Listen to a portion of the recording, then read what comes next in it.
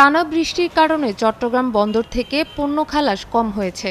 গেল বৃহস্পতিবার থেকেই বন্দরে পণ্য খালাসের হার স্বাভাবিকের তুলনায় কম। তবে কন্টেইনার খালাসে তেমন একটা জটিলতা হয়নি। বন্দর কর্তৃপক্ষ বলছে, বৃষ্টির কারণে বহির্নোঙরে পণ্য খালাস কম হয়েছে। এছাড়া ঢাকা চট্টগ্রাম মহাসড়ক ডুবে যাওয়ার কারণে ব্যবসায়ীরাও পণ্য খালাস নেননি। তবে বন্দরে পণ্য খালাসে সমস্যা না হলেও চট্টগ্রাম থেকে দেশের বিভিন্ন স্থানে পণ্য পরিবহন ব্যবস্থা একেবারেই ভেঙে পড়েছে। ফেনী, কুমিল্লা ও ব্রাহ্মণবাড়িয়া এলাকায় বন্যার কারণে ঢাকা চট্টগ্রাম মহাসড়কে খানাখন্দ সৃষ্টি হয়েছে।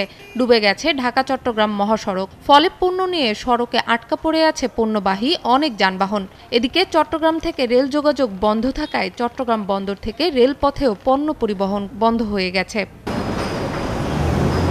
চট্টগ্রাম বন্দর দিয়ে আমদানি রপ্তানি হওয়া কন্টেইনারের ৩% রেলপথে, ১% কম নৌপথে এবং বাকি ৯৬% সড়ক পথে আনা নেওয়া হয়। চট্টগ্রাম থেকে সড়ক পথে অধিকাংশ পণ্য ঢাকা চট্টগ্রাম মহাসড়ক হয়ে বিভিন্ন স্থানে যাওয়া আসা করে।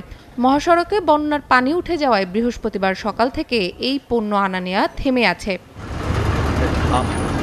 এদিকে আকস্মিক এই বন্যার প্রভাব পড়েছে দেশের বৃহত্তম পাইকারি বাজার চট্টগ্রামের খাতুনগঞ্জেও। ব্যবসায়ীরা বলছেন, সর্বশেষ বুধবার রাতে বাজারে পণ্যবাহী গাড়ি ঢুকেছে।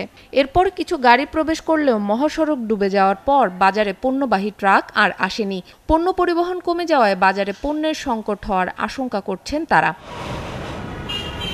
তানহা জুলিয়া, ৭১।